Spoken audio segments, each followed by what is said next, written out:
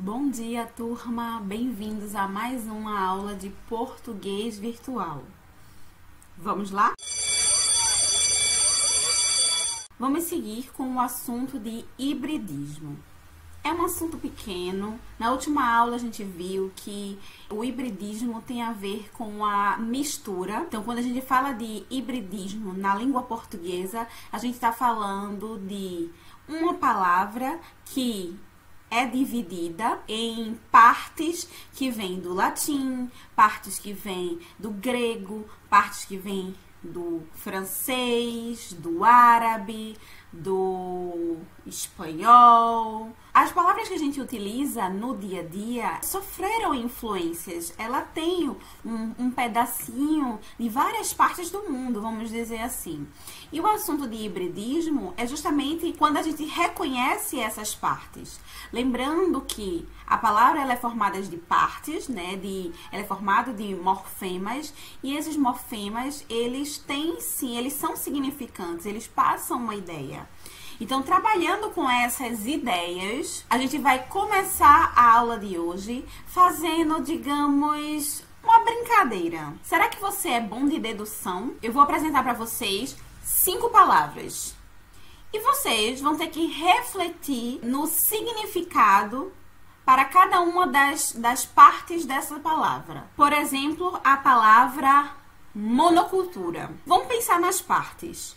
A gente consegue dividir aí a palavra monocultura em mono e cultura. Mono significa e cultura está relacionado com cultivo. Mono é um termo que vem do grego. Já cultura é um termo que vem do latim. Então, a palavra monocultura significaria o cultivo de um único produto. Então, é mais ou menos isso que vocês vão fazer.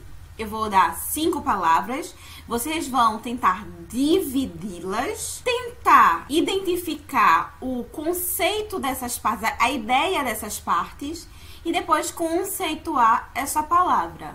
Não vale usar nenhum instrumento para pesquisa, além da cabeça de vocês. É uma atividade para que vocês parem mesmo para observar as palavras. Combinado? No final do vídeo, eu direi as respostas para vocês. Então, vamos à primeira palavra, endovenoso. Quais as partes que correspondem ao hibridismo? O que significaria cada uma dessas partes? Conceituando, endovenoso seria o quê? Segunda palavra, alcômetro. Alcômetro também tem aí caso de hibridismo. Quais são essas partes? O que significa cada uma dessas partes? E qual seria o conceito de alcômetro? Terceira palavra, zincografia. Zincografia possui 2 partes.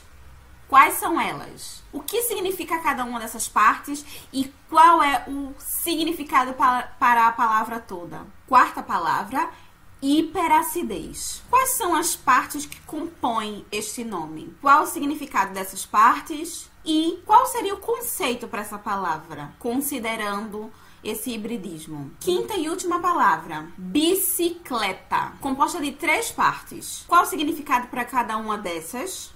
E qual o significado? Agora que eu já lancei essas reflexões para vocês, eu trago agora um texto que eu achei excelente. É um texto publicado no site Sua Língua por Cláudio Moreno, tá? É um texto que fala sobre hibridismo. Na verdade, ele trata sobre o assunto de hibridismo, sobre uma perspectiva dele e com muito humor. Tá? Então, ele começa o texto dizendo que tenha paciência de ler minha coluna, sabe muito bem que, apesar do tom brincalhão destas linhas, sempre tratei com seriedade as perguntas dos meus leitores. Está no sangue, sou professor desde que me conheço por gente e jamais vou humilhar alguém por aquilo que não sabe.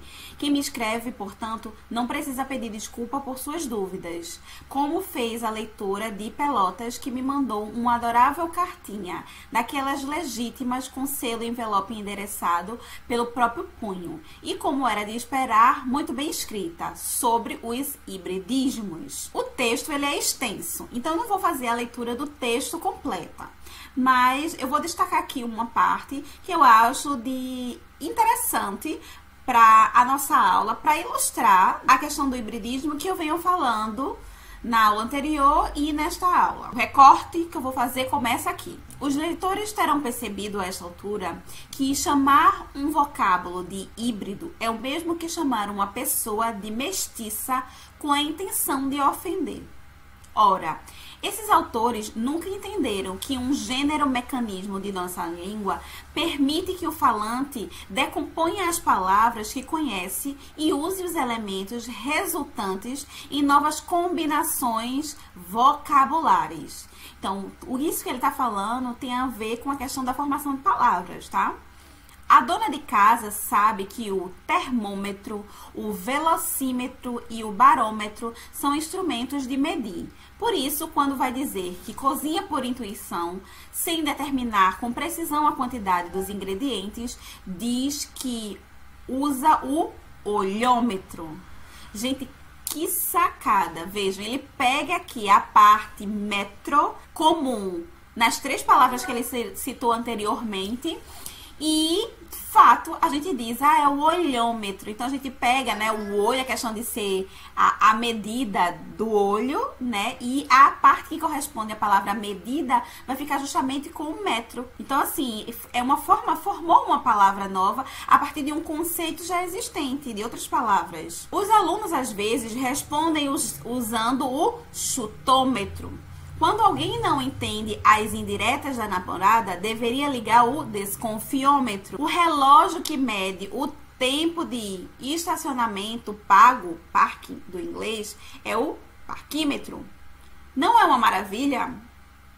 O dispositivo que permite avaliar o teor alcoólico do ar expirado pelo motorista pode ser chamado realmente de etilômetro, mas preferimos chamá-lo de bafômetro, muito mais expressivo e de compreensão instantânea para todos os brasileiros. O radical bafo, todo mundo sabe o que é. Já o étil, então ele coloca 3 pontinhos. Então, em teoria, as pessoas não saberiam dizer o que é, mas tem a ver com o álcool, né? Étil é de etílico. Como a senhora mesmo disse, é um absurdo condenar belos vocábulos como esse sob a alegação de que são mestiços.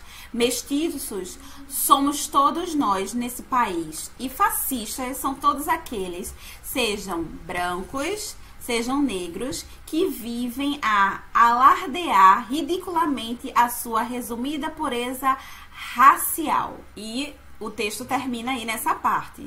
Então, eu achei fantástico porque ele usa várias palavras que são híbridas para falar sobre situações reais e para falar sobre o hibridismo. Agora, a gente vai voltar para aquelas palavras do começo do vídeo.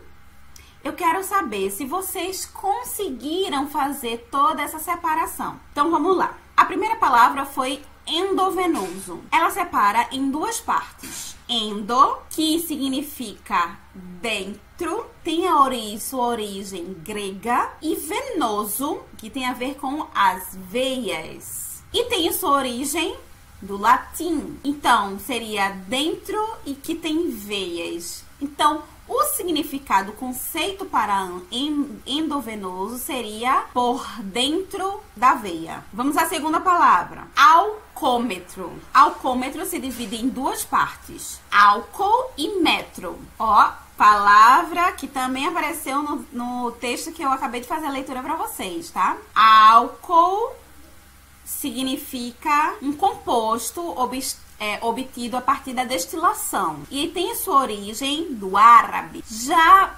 metro se refere à medida e tem a sua origem do grego. Então, alcômetro seria o instrumento que é utilizado para medir a quantidade de álcool, né, o grau de álcool em bebidas. Próxima palavra foi zincografia. Zinco significa pedra. Grafia, escrita. Zinco é do alemão e grafia do grego. Zincografia, então, seria tipo a grafia utilizando zinco.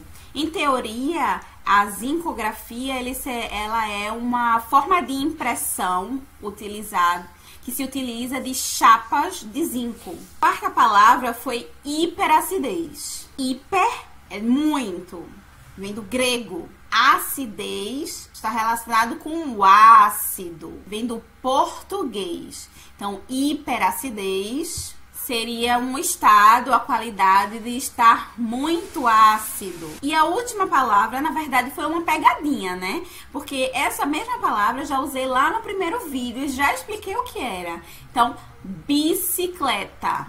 A gente tem aí bi de 2, vem do latim, ciclo. Está relacionado com rodas, então vem do grego ieta, iete, que é de origem francesa. Bem, sobre esse assunto não tem muito mais, então no próximo vídeo a gente vai falar sobre os recursos modalizadores. Vejo vocês, tchau, tchau!